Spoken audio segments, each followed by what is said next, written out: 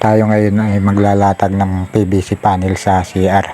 Tapos na natin lagyan ng H-clip at G-clip yung ating wall na susuksukan ng PVC panel.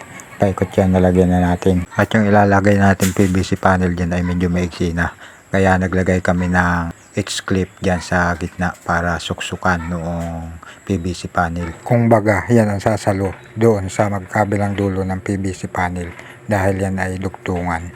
Kung mapapansin nyo, yung pagkakabitan natin ng PVC panel ay kahoy na lang. Hindi na namin analyze yung dating costillahis na nakakabit. At yung ikakabit natin PVC panel doon sa ating kikisamihan ay yung mga sobra lang na tinabas dyan sa ginawang cob ceiling na yan. Yung white, ginawa na lang ng paraan para mapagkasya dahil maigsi na. Sayang din naman kung hindi magagamit, napakamahal ng PVC panel. At yun nga, bali may nailagay na kaming 2 pirasong PVC panel dun sa kabilang side. Pag nalagay niyan lahat ay dito naman kami sa kabilang side maglalatag uli. Pag naglatag nga pala ng PVC panel, lalo na't ganyan maigsi na, hindi na yan basta matitiko pa o mababaluktot para makapasok dun sa magkabila niyang G-clip. Kaya kailangan yung tabas niyan ay medyo may allowance. Pwedeng sagad dun sa kabila. Tapos kung saan yung end ng G-clip, doon naman yung tatabasin para naglalaro-laro yung ating PVC panel para hindi mahirap ipasok sa kabilang side ng G-clip o kaya ng H-clip.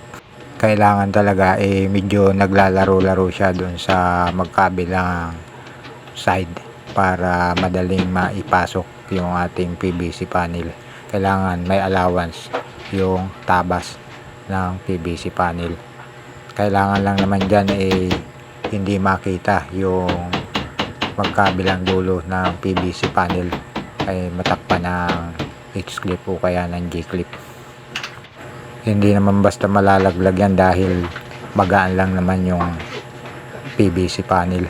Tapos i-re-rebit naman yan o kaya ay i-bablock screw o kaya ay pag ganyang kahoy pwedeng black screw o kaya pako na lang. At yun nga, malapit nang matapos yung kabilang side. Sinusukatan ko na uli kung gaano ka haba yung PVC panel na ilalagay. At nilalagyan ko na ng allowance para madaling ikabit yung ating PVC panel. Pag mahaba ang PVC panel, okay lang na medyo sakto siya o kaunti lang yung allowance dahil madali naman siyang ipasok dahil pwedeng matiko pa yung PVC panel pag mahaba, pero pag ganyan maiksi ay talagang mahirap na, kaya kailangan medyo malaki yung allowance.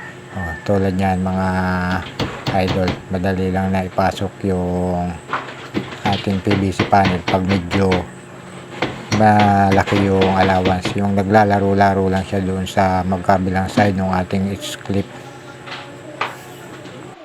Ganyan lang mga idol ang gagawin para madaling magkabit ng PVC panel. Kailangan talagang may allowance. Diba? Saglit lang ipasok yung ating PVC panel. Ngayon, pinakuha na natin. Pako lang pala ang ginagamit namin dyan. Pwede naman din ang pako. Ang mahalaga, hindi siya gagalaw o kaya ay lulundo. At yun nga mga idol, na ikabit na natin yung ating PVC panel.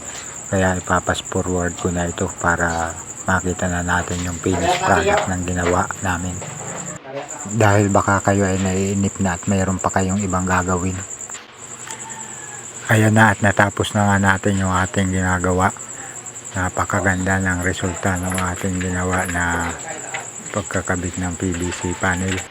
Siya nga pala, ang video ito ay para lang doon sa mga baguhan o wala pang experience magkabit ng PVC panel.